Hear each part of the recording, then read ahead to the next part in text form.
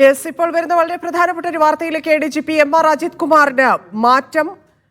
അതുമായി ബന്ധപ്പെട്ട വാർത്തകളാണ് വന്നിരിക്കുന്നത്. എക്സൈസ് കമ്മീഷണറായി പുതിയ നിയമനമെന്നാണ് അറിയുന്നത്. ട്രാക്ടർ വിവാദത്തിലാണ് നടപടിക്ക് DGP ശുപാർശ നൽകിയിരിക്കുന്നതെന്ന് മനസ്സിലാക്കുന്നു. സിജോ വി ജോൺ ചേരുന്നുണ്ട്. സിജോ, എന്താണ് നടപടി?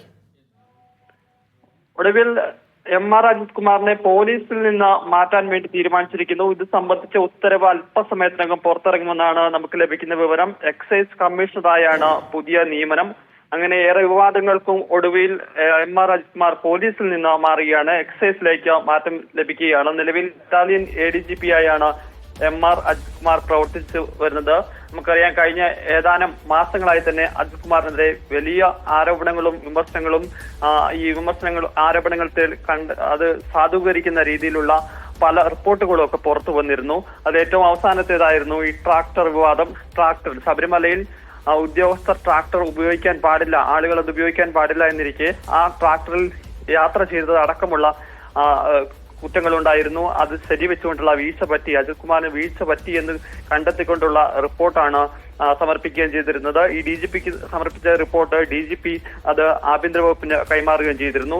ഇതുൾപ്പെടെയുള്ള കാര്യങ്ങൾ പരിഗണിച്ച് അജിത് കുമാറിനെതിരെ നടപടി ഉണ്ടാകുമോ എന്നുള്ള ഉൾപ്പെടെയുള്ള കാര്യങ്ങൾ പരിഗണനയിൽ പ്രതീക്ഷിച്ചിരിക്കുന്ന സമയത്താണ് അജിത് കുമാറിനെ ഇപ്പോൾ സർക്കാർ എക്സൈസ് കമ്മീഷണറായി മാറ്റിയിരിക്കുന്നത്. അതായത് പോലീസിന്റെ ചുമതലയിൽ നിന്ന്, വളരെ പ്രധാനപ്പെട്ട പോലീസിന്റെ ചുമതലയിൽ നിന്ന് അജിത് കുമാർ മാറുകയും ചെയ്യുകയാണ്. എന്തായാലും ഒരു പരിധിവരെ മാസങ്ങളായി തന്നെ അജിത് കുമാറിനെ സംരക്ഷിക്കുന്ന ഒരു നിലപാടാണ് പലപ്പോഴും സർക്കാർ സ്വീകരിച്ചിരുന്നത്.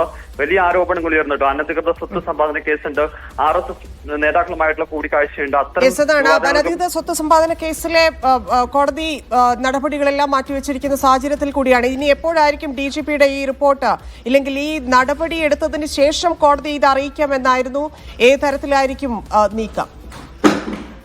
ഈ അനധികൃത സ്വത്ത് സമ്പാദന കേസിൽ നിലവിൽ MR അജിത് കുമാറിന് ക്ലീൻ ചിറ്റ് നൽകിക്കൊണ്ടുള്ള റിപ്പോർട്ടാണ് വിജിലൻസ് കോടതിയിൽ സമർപ്പിച്ചിരുന്നത്. ഇന്നും ആ കേസ് പരിഗണിക്കുന്നുണ്ടായിരുന്നു. ഈ റിപ്പോർട്ടിനെതിരെ ഇതിന്റെ പരാതിക്കാരനായ അഭിഭാഷകൻ നാഗരാജ് കോടതിയെ സമീപിക്കുകയും ചെയ്തിരുന്നു. അതിന്റെ ഒറിജിനൽ പകർപ്പല്ല സമർപ്പിച്ചിരിക്കുന്നത്, ഒറിജിനൽ പകർപ്പ് ഹാജരാക്കണമെന്നുള്ള കാര്യം ആവശ്യപ്പെട്ടിരുന്നു. ഇന്ന് ആ ഒറിജിനൽ പകർപ്പ് കോടതി പരിശോധിക്കുന്ന ഘട്ടത്തിലുണ്ടായിരുന്നു. അതിന്റെ തുടർവാദങ്ങളൊക്കെ പുരോഗമിച്ചുകൊണ്ടിരിക്കുകയാണ്.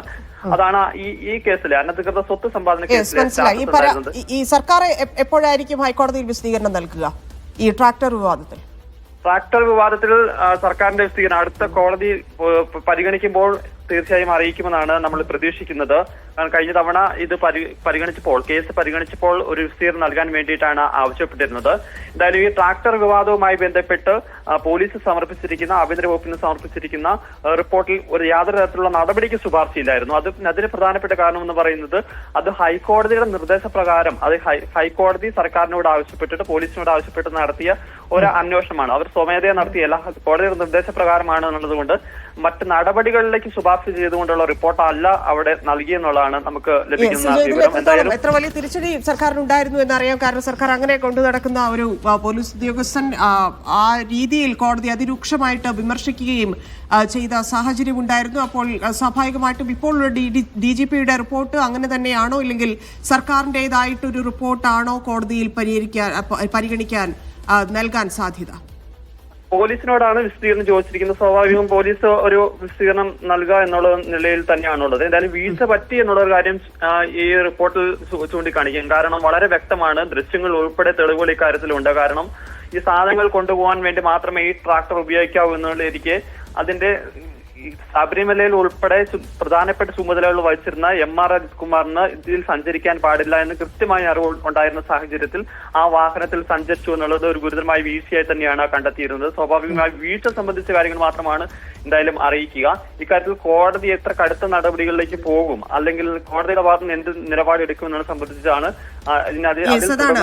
അതിനു മുമ്പ് ഇതിനെ ഒരു തടിതപ്പലായിട്ട് കൂടി കാണാൻ സാധിക്കുമോ? അജിത് കുമാറിനെതിരെ കോടതി നടപടി നിർദ്ദേശിക്കുന്നതിന് മുമ്പ് സർക്കാർ ഒരു മുഴം മുമ്പേ എറിഞ്ഞതുപോലെ ഒരു നടപടിയായിട്ട് ഇതിനെ കാണേണ്ടതുണ്ടോ?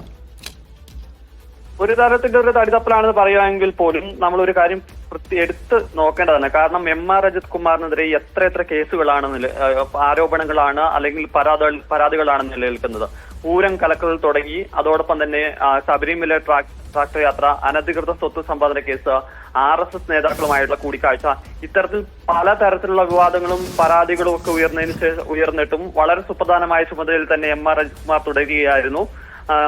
നിലവിൽ ബറ്റാലിയൻ ADGP ആയി തന്നെ തുടരുന്നു. പോലീസിന്റെ തന്നെ വളരെ പ്രധാനപ്പെട്ട ചുമതലയിൽ തുടരുകയായിരുന്നു എന്നുള്ളതാണ്. എന്തിനാണ് അജിത് കുമാറിനെതിരെ ഇങ്ങനെ ഇത്രയും നാൾ സംരക്ഷിച്ച് പോന്നിരുന്നത് എന്നുള്ളതൊരു പ്രധാനപ്പെട്ട ചോദ്യമായി തന്നെ നിലനിൽക്കുകയും ചെയ്യുന്നുണ്ട്. എന്തായാലും ഒടുവിൽ സർക്കാരിന് വലിയ തിരിച്ചടി ഉണ്ടാകുമെന്ന് കരുതി കൂട്ടിയാവാം അദ്ദേഹത്തെ എക്സൈസ് കമ്മീഷണറായി മാറ്റിയിരിക്കുന്നത്. എന്തായാലും പോലീസിന്റെ ചുമതലയിൽ നിന്ന് അദ്ദേഹം മാറുന്നു.